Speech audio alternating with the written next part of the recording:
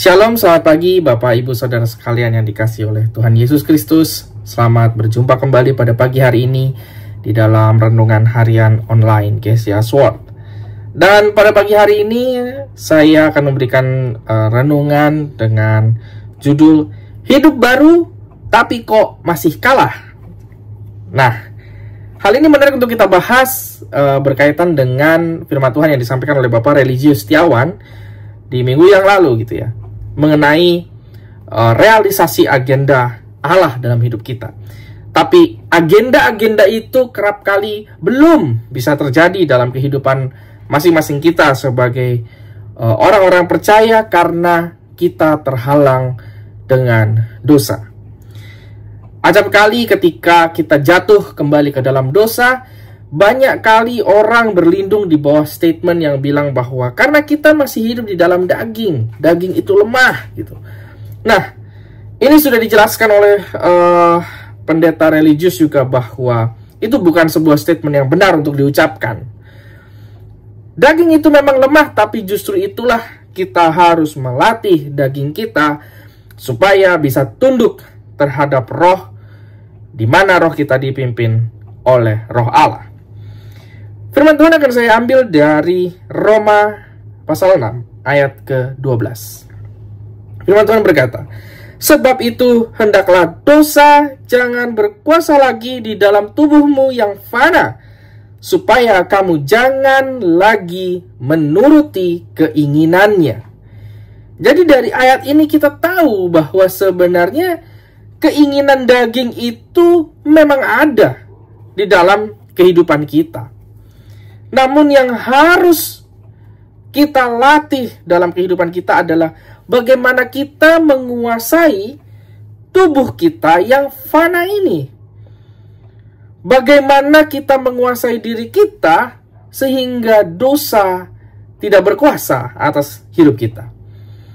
Pertanyaannya kan sama juga. Pada saat Yesus datang ke dunia menjadi manusia, dia juga mengambil bagian dalam puasa dan dia juga dicobai oleh keinginan-keinginan daging, betul. Dia dicobai untuk mengubah batu menjadi roti. Itu kan keinginan daging, roti. Mau makan-makan yang enak gitu ya. Kemudian apa? Mau diberikan kekayaan seisi dunia. Bukankah itu juga keinginan daging? Semua orang mau kaya, semua orang mau punya harta yang melimpah. Bukankah itu keinginan daging? Tapi pada saat Yesus dicobai, dia melawan itu semua. Kalau kita meneladani Tuhan Yesus, maka setiap kali kita digoda atau dicobai dengan berbagai-bagai keinginan daging, maka hal yang harus kita lakukan adalah menolaknya.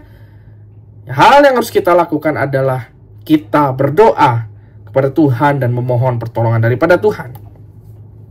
Hidup baru itu bukan sulap yang bisa secara otomatis dalam waktu sekejap berubah begitu. Ini proses yang harus dilakukan oleh setiap orang-orang percaya yang dilahirkan kembali secara rohani, menjalani kehidupannya hari demi hari, melatih rohnya, melatih dagingnya agar setiap apa yang dilakukan sesuai dengan apa yang dikehendaki oleh Tuhan Yesus. Pertarungan antara daging dan roh ini tidak akan pernah berakhir selama kita ada dan hidup di dalam dunia. Karena kita dikelilingi oleh dunia ini, di mana segala sesuatu yang ada di sekeliling kita, semuanya itu pasti berkaitan erat dengan daging. Semuanya, baik itu kekayaan, harta benda, hawa nafsu, keinginan-keinginan, segalanya itu tentang daging. Tapi kita hidup di tengah dunia ini yang haus akan keinginan daging itu justru untuk kita menjadi sebuah pembeda. Ketika kita sebagai anak-anak Tuhan, orang-orang yang percaya, kita hidup tidak dipimpin oleh keinginan daging. Hidup kita dipimpin oleh Roh Tuhan. Itulah yang membedakan kita dengan orang lain. Kita mungkin sama-sama bekerja, kita sama-sama mencari uang. Tetapi cara kita mencari uang dengan cara orang lain mencari uang itu berbeda. Kita sama-sama ingin memiliki posisi yang baik dalam pekerjaan kita.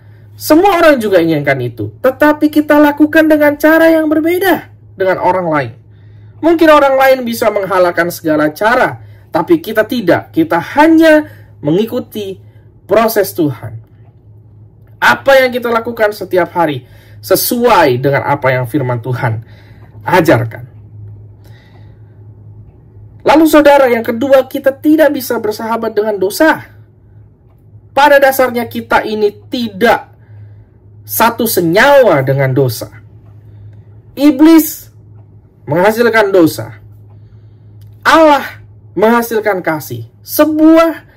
Dua hal yang sangat berbeda yang tidak akan pernah bisa disatukan. Nah, keinginan daging bicara tentang dosa-dosa yang selalu saja nikmat untuk dilakukan. Tetapi untuk kita melakukan kasih, di sana ada pengorbanan, ada sesuatu yang kita lakukan, ada waktu yang kita luangkan. Sebab itu untuk hidup di dalam roh, itu kuncinya hanya satu: tunduk kepada Allah. Di dalam Yakobus 4 ayat 7, firman Tuhan berkata, tunduklah kepada Allah dan lawanlah iblis, maka ia akan lari daripadamu. Jadi kalau segala keinginan daging, segala keinginan untuk melakukan dosa itu berasal daripada iblis, hal yang harus kita lakukan adalah tunduk kepada Allah dan melawan iblis, sehingga semua itu lari daripada kita. Dan itu harus dilakukan setiap hari, setiap waktu dalam kehidupan kita. Sebab itu kita tidak bisa hidup kita sembarangan dan tidak tunduk kepada Allah. Karena tidak ada cara lain untuk mengalahkan iblis selain daripada ketundukan kita kepada Allah. Jadi saudara, pada pagi hari ini sadarilah bahwa hidup baru itu bukan otomatis, butuh komitmen. Dan kita jangan pernah berkompromi dengan dosa, karena memang kita tidak akan pernah satu senyawa dengan dosa. Mari kita berdoa. Terima kasih Tuhan Yesus. Terima kasih Bapa yang baik, pagi hari ini kami dikuatkan oleh firman-Mu Tuhan. Bagaimana kami harus melatih diri kami, melatih roh kami, untuk kami boleh mengalahkan setiap keinginan daging yang muncul dalam kehidupan kami. Karena kami tahu ini tidak akan pernah berhenti selama kami masih hidup di tengah-tengah dunia ini.